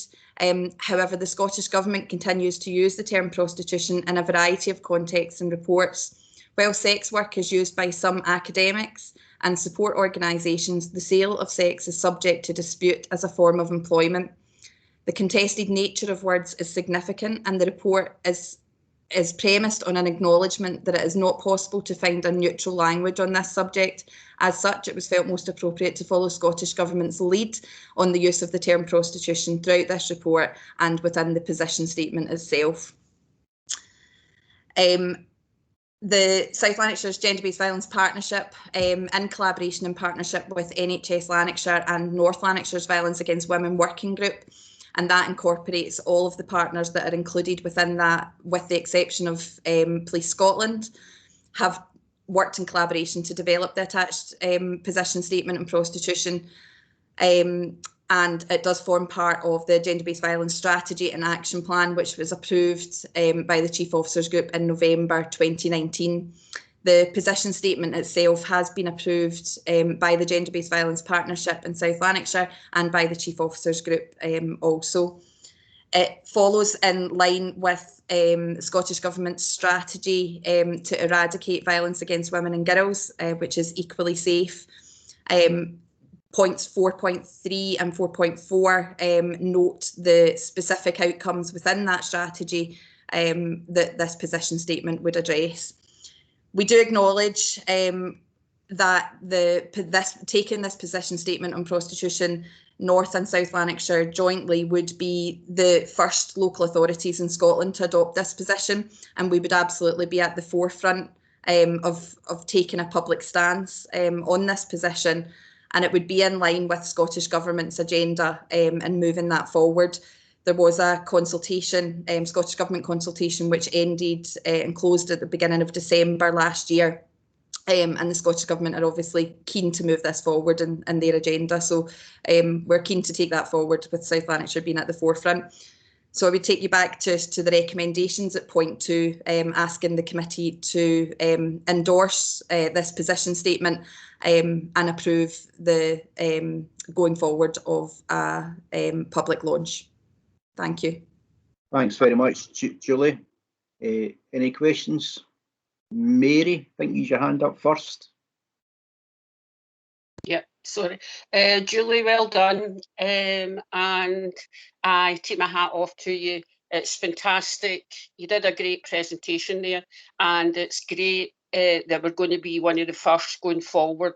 The 16-day campaign, as you know, had that on their agenda, and I would like us to be the first in line with all local authorities to be going forward with this initiative. So well done. Take my hat off to you, and I'll totally endorse it. Thanks, Mary. Lynn? Thanks, Chair. Well, for once, I'm actually going to be really controversial and say I'm absolutely flabbergasted that the lead word in all of this is prostitution. I don't know how domestic violence victims are going to feel when their situation is lumped together with the word prostitution. I hope at the end of all this that exploitation of and domestic violence against men will also not be forgotten. I know this is a female gender-based issue paper that we're talking about, but at the end of the day, I don't want to see violence against men being swept under the carpet. There are men out there that are also being exploited. I know that the majority of victims are female and that the majority of perpetrators are male. But at the end of the day, I'm flabbergasted that the lead word on this is, I mean, the position statement on prostitution just feels like an inappropriate heading for this paper. Julie, this is not an attack on you or anything like that. I'm sorry, it's just that I read this last week and I've been simmering over it ever since. So I appreciate that you're taking your lead from the Scottish Government, but I mean, at the end of the day, it just feels completely inappropriate. Do you want me just to come back in to just respond to that? Thanks very much. Yeah, Julie. Thanks very much for your comments, Councillor Neilan. I do appreciate that the terminology is very controversial and it is contested nationally. As you pointed out, and as I said in the report, we are following Scottish Government guidance on that. The reason that we're following that Scottish Government guidance is based on extensive research in terms of prostitution being recognised as a form of sexual exploitation and as a gendered issue. That's been recognised through extensive research, not just in Scotland, but nationally and in fact internationally, and comes from the EU also, where prostitution has been recognised as a gendered issue and a form of sexual exploitation. The terminology of prostitution as well tends to be, the controversy around that goes between prostitution or sex work. The reason that the term sex work is not being adopted by the Scottish Government and in doing so not being adopted by ourselves is because using the term sex work can bring around connotations that it's a legitimate form of employment that it's a fair choice that people would make to go into that, and that's not what we believe prostitution to be. We believe that it's a form of exploitation, sexual exploitation, and it's not carried out as a legitimate form of employment and free will. The position statement itself obviously is talking about the decriminalisation of the selling of sex, but not the decriminalisation of prostitution in its entirety, only to decriminalise the selling of sex, but to criminalise the purchase of sex, and therefore provides a full package of support to women who are involved in prostitution as well, to help them to exit or to continue safely within that industry. Thanks, Julie. Liam, you wanted to come in? Yeah, it's just to come in, just to say, Councillor Nealon, to thanks for the comments, because it would have been very easy for us just to not present this paper to any committee. And one of the reasons we wanted to present it to a committee is because it is very emotive. The language is very emotive as well. Even the word prostitution itself conjures up acts of violence in people's heads. So we want to make sure that the debate is heard and that elected members can contribute to that debate as well. Julie's answered it quite well. Some of this is based on international findings as opposed to just Scottish or local findings here. Just to give an assurance as well that it's called the Gender-Based Violence Steering Group. It's not a female violence steering group, and we're very conscious that we support MD, whether it's male, female or transgender, who are the victims of gender-based violence as well across the course. But it's useful to hear your comments, Councillor Nealon, because even within the Gender-Based Violence Steering Group, this is very emotive language that's been used. And what we want to do is make sure it's consistent language that's been used nationally, so it doesn't dilute the message that prostitution is a form of violence. Thanks, Liam. Eileen, I see your hand up. Thank you, Chair. I agree that it's a very emotive subject and a very emotive paper, and one which is very worthy of discussion. But for myself, I would like to know, whilst I fully appreciate that probably 90% of the violence and the various acts of aggression will be perpetrated against females, but there is a big proportion and probably growing of young men who have been sucked into the sex trade and prostitution. I had to physically go and meet people and safely distance to speak to them because they were so distressed because their son had disappeared and they didn't know where he was. But eventually, when they did find out, he gravitated towards London and had got sucked up into a terrible situation. So it is out there, and it was only because I happened to know that, and you just start to listen and you hear about different things. So whilst I understand and fully appreciate that for years it's been kept under the carpet, and that was wrong, and I appreciate that the figures might show that the violence and the different things is proportionately higher for women, but there is a need to look at vulnerable, in some cases, younger men who are getting drawn into seedy worlds that they shouldn't be getting drawn into. And sometimes what happens to them, and again, from what I can hear, it's usually men perpetrating violence against men. But I think that running parallel, there should also be people looking at the two situations, because the young man that I knew about or did know about, and his family will never take it anywhere because they're very private people. It started in Glasgow when we used to go into Glasgow on a Saturday night, and then it gravitated from Glasgow to London. So I think it was a very worthwhile paper, but I also think that we should be looking at the two situations, men and the female side. Thank you. Thanks. I can just if that's okay. Can you mute yourself, please? There's a lot of background. And okay, thanks Julie. very much for your comments, Councillor Logan. I do appreciate that. Just to respond, I suppose, again, and it kind of echoes similarly to what Councillor Nealon was raising as well in terms of the gendered issue. So within the position statement, we are acknowledging that prostitution is a form of sexual exploitation and that it is a gendered issue. But what we are supporting is the decriminalisation of the selling of sex and the criminalisation of the purchase of sex. That doesn't bring gender into it. So that would apply to any vulnerable males or males in general who are caught up in that exploitation also. We're not making that a gendered issue.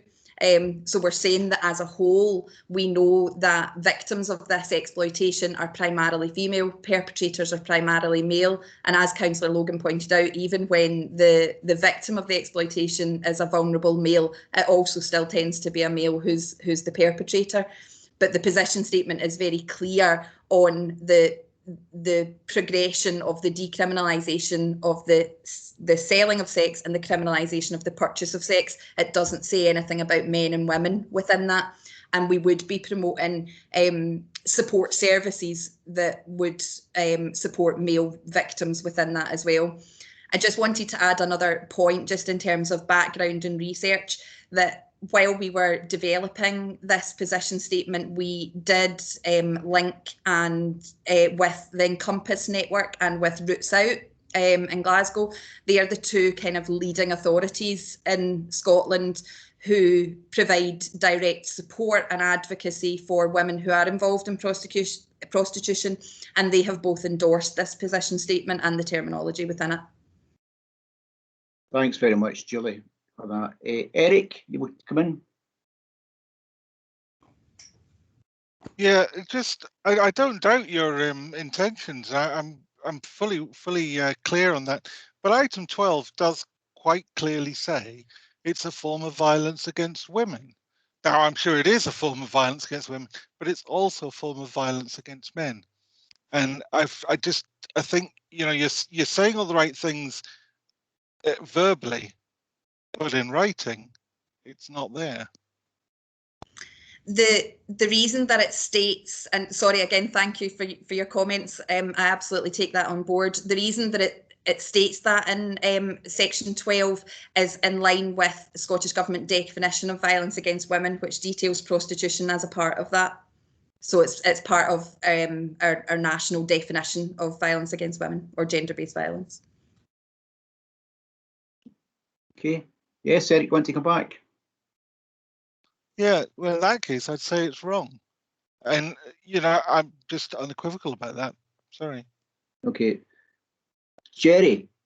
Yeah, thanks, Chair. Just to follow on for Eric, just because it's Scottish Government saying, that doesn't make it right.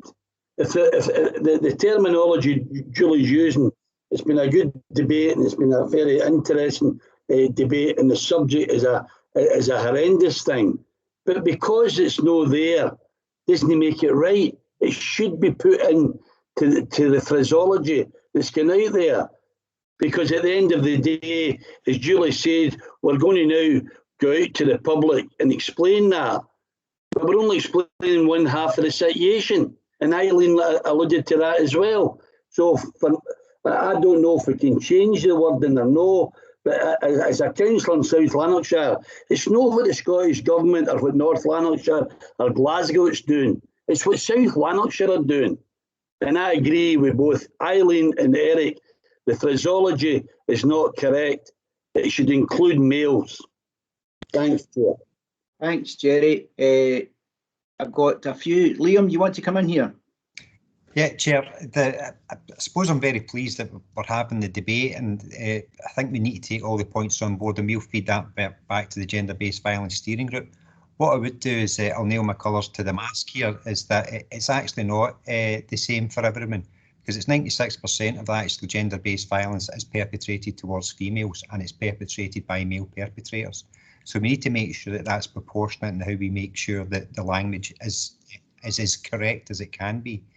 And I would reiterate, and I take probably Councillor Halford's point on, it does say about females, it doesn't say about males within that, but just to reassure that gender-based violence is about violence which is related to gender.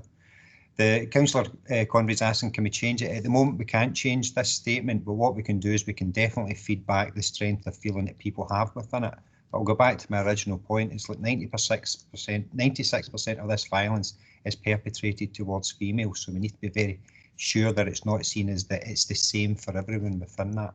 But it's very useful and very welcoming to feel to hear the emotions that go along with this report. Okay, Liam, we've got Councillor McGavigan. Thanks, Chair. On the statistics of 96% to 4%, it's just been society-wise, it's just not been accepted that men would come forward because they would see it as a sign of weakness. So we're working on the figures that we've got, which is the only figures you can work on. But anecdotally, you know, as Councillor Logan said, you know from your own constituents that there is an issue out there. You know from your own friends and the relationships that you see in the community that you know there's an issue out there, that just basing it and excluding men because statistically we've got on paper that it's 96-4. I agree entirely with the other councillors that it does seem to be that men are being put to the side, even though it is gender-based. Obviously it's neutral, it encompasses all genders, but it doesn't come across in the paper.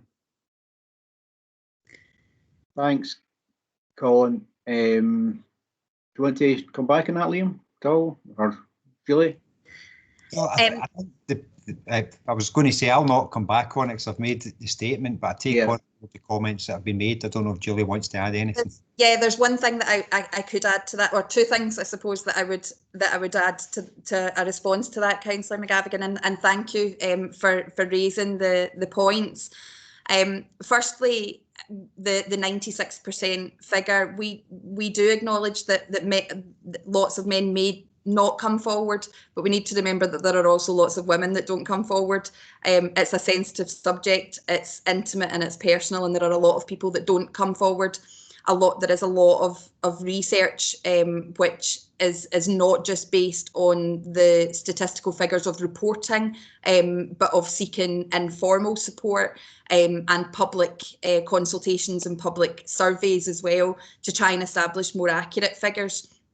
And those figures remain within the 90-odd% even across those surveys. What I would like to add to that, though, is when we're thinking about it from a gendered perspective, it's not just about the numbers, it's also about the severity. So where we see male victims of domestic abuse or exploitation, the level of the severity of risk is significantly lowered. When you ask a male victim of domestic abuse what he is afraid of, he is afraid that that abuse will continue, that it will be relentless and that it will never end. When you ask a woman what she is afraid of, she is afraid that she will be murdered. We have statistics to suggest that 2 women per week in this country are murdered at the hands of their partner or ex-partner. There is no statistic of how many men are murdered by their female partner or ex-partner because it's not something that happens. So it's not just about the numbers, it's also about the severity. And I think it's really important to acknowledge that. Thanks, Julie. Jim? Thanks, Chair. I've been listening to this, and that I'm actually of the opinion that by using an accepted gender, being male or female, has actually got us into a bit of a cul-de-sac here. And I think that really what we should be talking about here is, if you want, gender neutral. From the point of view that I accepted the statistics which are there, but I certainly have come across instances where men have been at the hands of violence of partners that they've either been living with or they have been associated with. And I think that really what we've got to do is to treat this as being violence against persons in a domestic situation. And we need to take the idea of male or female out of it and treat it as being violence. As far as the sort of the use of somebody's body for sexual purposes, where it has not been voluntarily given, and somebody's making profit from that, either through human trafficking or pimping or whatever the case may be, I think that, again, that has to be something which is dealt with very strongly within the laws of the country. And that if South Lanarkshire is able to do anything to sort of move that forward, then fine, that's the right road to take. But I'm very concerned about the fact that we've actually got into a cul-de-sac here because we're talking about male or female. And I think really what we should be talking about is individuals. And any violence against any individual by another individual, I think, has got to be seen as being abhorrent and totally unacceptable, especially if it is in a domestic situation where, if you're in a domestic situation, you would expect that there would be a degree of trust and tolerance within that domestic situation, and that violence would not be a resort that would be taken. So I think that we've got to sort of work on that basis. But I'm sorry that this is actually going down this road. But yes, there is terminology within the report which does not necessarily stand up because it is bringing into the paper the gender specific details of male or female. And as I say, domestic violence against any individual is wrong. Okay, thank you, Jim. Colin, would you like to come back in? You said. The only point that I was going to raise was, yes, I fully accept that when it becomes to the physical aspect of violence against women, then obviously women are at a disadvantage because of the fact that they're women against a stronger man. But suicide rates among young men are astronomical, and many young men, there's a reason why they can see no way of going forward. So through gaslighting, etc., from a partner, yes, the physical aspect is going to be perpetrated against women far more than against men, unless they're using weapons. But the mental health aspect of the pain towards men from an abusive partner, whether it's the same-sex partner or a female partner, that has to be taken into consideration. And yes, we're looking. We can make the statistics work in that, not make them work. The statistics are there. It is far more an issue against women, but I do think that everything isn't being taken into consideration, and not everything can be taken into consideration in our report. But it does seem far more weighted towards women to the exclusion of men, rather than, as Councillor McGuigan says, bringing all genders into play on the paper. Thanks, Colin.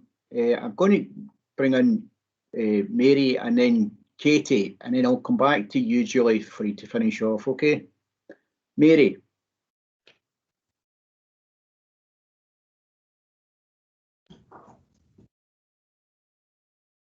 Yeah.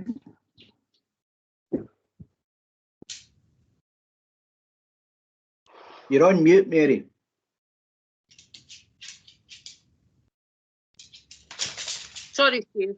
I think we need to go back to the points that we're being asked to support here and note, and that is to adopt the position as stated in the attached position statement on prostitution, and to support the public launch of Lanarkshire's position statement on prostitution. There is no dubiety that we're talking. I've been in the women's movement for 40 years, and it's been looking at getting domestic violence, women and violence, and girls high up on that agenda. We moved to accept that this is gender-based violence as well, that it wasn't just women and girls, there was young boys, there was older boys, men in relationships who suffered domestic abuse and domestic violence. And I think that is still there incorporated within this statement.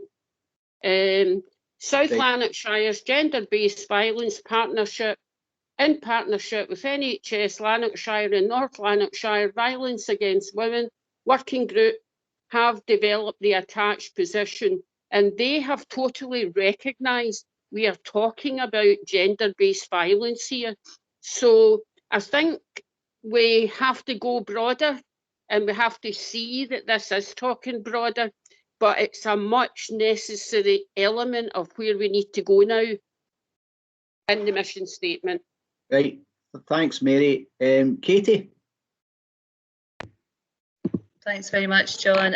Just a quick point, and appreciate everyone's input. And Julie, thank you very much for your presentation.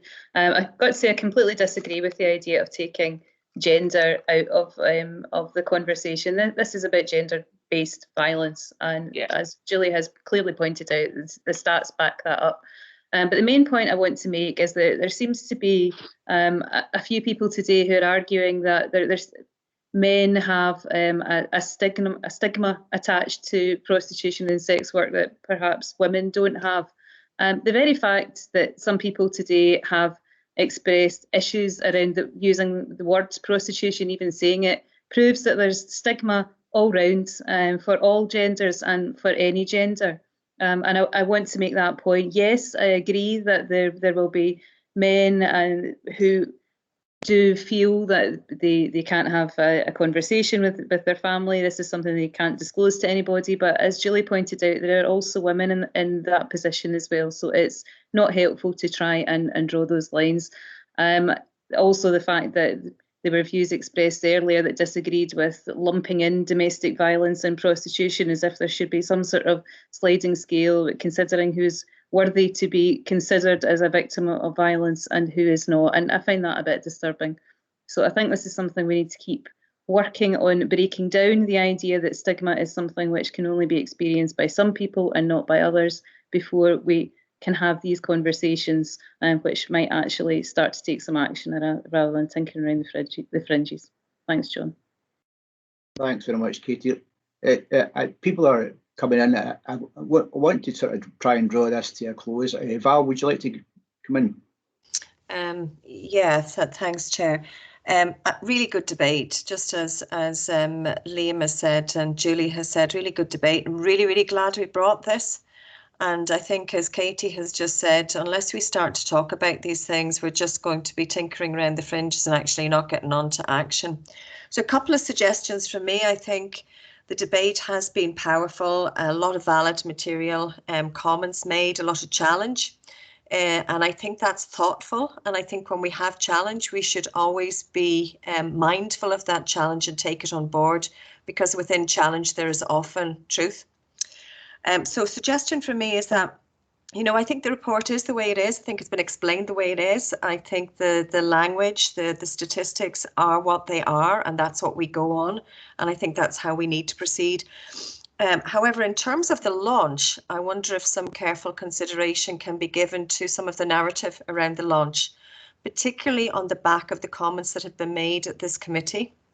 The second thing I would say is that there have been some powerful material comments made today, and I wonder if the gender-based group, Liam, could take on board the many comments that have been made today, not to subsume, not to lessen, not to make any bigger, but to broaden that agenda and to pick up these issues so that they work alongside, particularly the issues that have been made in relation to, if you like, the male perspective, experience, and the elected members' experience of this side of this agenda. So rather than see it separately, I don't think it's separate. I think the core issues are there.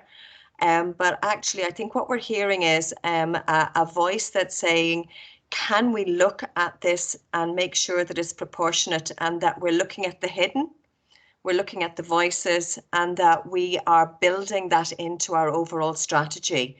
So I would say that we lift these comments up and bring them back into the gender-based violence group, and we take them forward and build them into the strategy so that we can be true and fair to the comments made today, which I think have been very helpful and open. So I thank everybody for that. Thank you, Chair. Thanks, Val. Eileen, and then I'll give Julie a final word. Okay, Eileen. Thank you very much. Val just actually said everything that I was going to say. I never at any time this morning disagreed with your paper. I said it was something that should have came forward. We really needed to have it forward. We really needed the discussion. And could we maybe run in tandem, pick up on various other abuse that is out there. I've always, and I did maintain that I understood that the probably, the female side would be much, much higher, but there was another probably growing trend towards men. But I think Val encompassed everything that people were trying to say this morning, and I'm quite happy. I think the paper was excellent, that we don't forget about the other part, but we move on with one part and then try and encompass the other things that was discussed this morning to make sure that they don't slip under the radar and are forgotten about just because we're talking about one thing. But that was all. Val certainly covered what I wanted to do. Thanks. Thanks, Eileen. Thank you. Before I come to you, Julie, Colin, you got a wee quick word? You're on mute, Colin. Yes, thanks, Chair. I'm off now. Can you hear me now? Yes, I hear you. No, you're breaking. You're breaking up, Colin. Hear me? Great. It was. If I'm breaking up, we'll just leave it, because it was just to say thanks to Julie, because it is a good paper, but it just needs to be widened out. And just to pick up on the comment that Councillor Loudon made, or the comments that she made, I fully accept that it is very much a gender-based issue towards women. But if we look at society, just the way that women are able to come forward and support women, look at how we've come forward for breast cancer, etc., and men are left behind on that because men just don't talk. So it's fantastic that this paper has come forward. Fully support it, but thank you very much, and baptism of fire, Julie. You've done incredibly well. Thanks very much, Colin. You're breaking up a wee bit at the end there. Maureen. It was just a final point there around. Julie and I both took part recently during the 16 Days of Action in a COSLA leaders event. And it was excellent. It was chaired by Councillor McMahon from East Ayrshire Council, who was champion, and very much the position, what supports her around for men was very much part of that debate. So it might be worth, Julie, just kind of thinking about how that event went and how we can bring something on a different scale here to South Lanarkshire. Thanks, Maureen. I keep on trying to get to you, Julie, but I want to give you the final word, you see. Katie.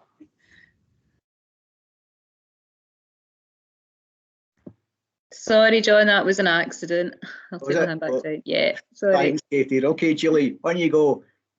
I suppose just finally, I would say thank you to each of you for your comments. I very much welcome the conversation and welcome the debate. I think it's a really valuable debate, and it is a conversation and a debate that is absolutely necessary and worth having. I suppose I would add to that I'm more than happy to circulate information and research papers if people would find that valuable. That's something I'm happy to do. And to respond directly to Val as well, absolutely, we will take these comments back to the Gender-Based Violence Partnership as part of that discussion to make sure that that's not forgotten. And I suppose that goes in both directions, so that we can make sure that that agenda is included within our strategy, but also so that we can respond to that as a partnership appropriately as well, and have that as an ongoing conversation. So thanks very much for your comments, everyone. Thanks very much, Julie, and well done. Can we agree the recommendations at 2? Thank Agreed. you. Moving on to item 16 is the proposed national framework for self-directed support, pages 153 to 156, and Ian will take us through this. Thanks, Chair. This is a report really for the committee to note. Just really to bring your attention to some national work that Social Work Scotland's been commissioned to take forward around self-directed support. They've been working up a standards framework, really on the basis that some of the review of the SDS implementation is found to be a bit kind of patchy and inconsistent across Scotland. So the notion was that we had a standards framework that might help to kind of pull things together in a more consistent way across the piece. We've been involved in it. The Care Inspectorate appointed the Social Work Scotland team in our direction because we've done some quite positive work around this arena. They picked up in their thematic inspection going back a couple of years now, so they obviously keep in touch with us in terms of progress. So we felt that we had something to contribute to the development of the standards. So we have chipped in there along with, I think, 16 other authorities.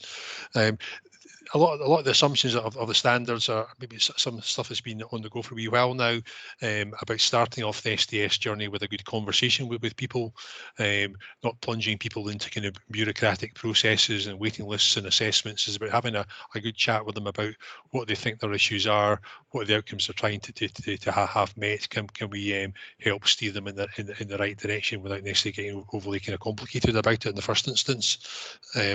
Another assumption is that we have people have their own individual assets. There's a good kind of community and social assets. So how do we capitalise upon those, tap people into them, help them make best use of them from a local context? And the third kind of key assumption is that we need to be looking at our commissioning arrangements to make sure we are commissioning in terms of an SDS kind of context. Some of the work that Audit Scotland have done, for example, has identified that generally across Scotland we've been a bit slow off the mark to review some of our existing provision, to consider whether it can be delivered in a different way. Can we release some resource so folks who want direct payments, want to be more innovative in their approach to their care, can access resources so they're not kind of completely locked into fixed arrangements that have been around for a long time. So I suppose the urge is that we are a bit more flexible in our commissioning arrangements going forward. I think the view we have is that in South Lanarkshire, broadly speaking, we are compliant with the main standards. The systems we've put in place around assessment, about IT systems, about engagement with service users and carers are pretty much along the lines of what the standards are suggesting. I don't think we can be complacent. I think there's still work to be done in terms of SDS, in terms of fully embedding it in the kind of the culture around social care, from care managers and providers and indeed the community fully understanding the opportunity the SDS brings. But I think we have made a bit of progress on this, and hopefully the standards will help us and other partnerships to move our approach forward in a consistent way across Scotland. So the report's really just for noting, and I can pick up any immediate questions that folks may have about it. Thanks, Ian. Any questions for Ian? Can we agree to note the report? Agreed. Thank you. Item 17 is the Chief Social Worker Annual Report, pages 157 to 200, and Liam will just wave it at us. Thanks, Chair. This is the report. You'll be well familiar with this format. So it's the annual report, and it's 1920. Probably just to let elected members know, the difference between this one is it doesn't run solely within the financial calendar year, because they felt that it had been, the reports are published in September with the Scottish Government, and then they came out subsequent to that. But they felt it would have been disingenuous if we didn't actually make reference to the COVID and the pandemic. So there's reference to that within the report, which covers 2020 up to the latter part of 2020. So the report's there for noting. It's got some good examples within the report about what works well within the council and social work, and it's also got the challenges that we face going forward as well. As Ian's pointed out, the home care improvement notice has been referenced about how that's been lifted and the progress that's been made, but how we still see that as a challenge going forward as well. And there's also some demographics and data at the back of the report that just shows the journey over the years. So again, it's there for noting. There'll be hard copies that will be put down in the elected members' lounges for reference as well, but it's an electronic copy there for you too. I'm happy to take any questions. Thanks, Liam. Alan has got a question for you, Liam.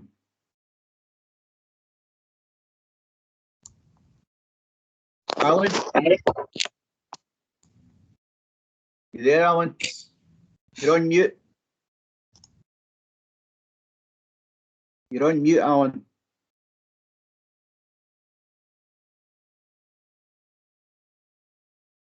That's you now.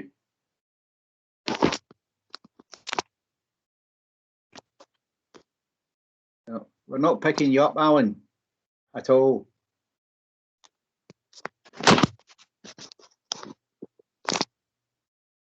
I'm sorry, Chair. I've got a problem with some of my code. Right. I'll tell you where it's in the patients. Hello? Yes. Okay. Yep.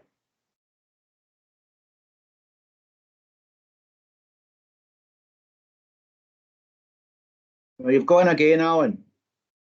You want to take it offline with Liam? Right. Okay. Right. Okay, we'll leave it there then. Thanks everybody. Can you agree the report? Agreed. Thank you. No further urgent business. Just to thank you all for your attendance and your participation. I see Lynn's got her hand up there. You got something, Lynn? Yes, I have actually, Chair. During the agenda item on prostitution, a message flashed up to say that someone had removed me from the meeting. Not that I'd lost connection, but that someone had removed me from the meeting. And I would like this to be investigated, please. I don't have any insight into that, Lynn, and there's no facility to remove you from the meeting. Can I just come in? We've contacted IT just to ask them to investigate it, and we'll get back to Councillor Nealon to find out what happened. Okay. Apologies, Lynn. I don't think it was any deliberate sabotage or anything like that. So hopefully it was just a technical hiccup. Okay. So no further urgent business. Just thank you all for your participation. Take care. Stay safe. Thank you. Thanks. Thank you very much, Thank Chair. you. Bye, everyone.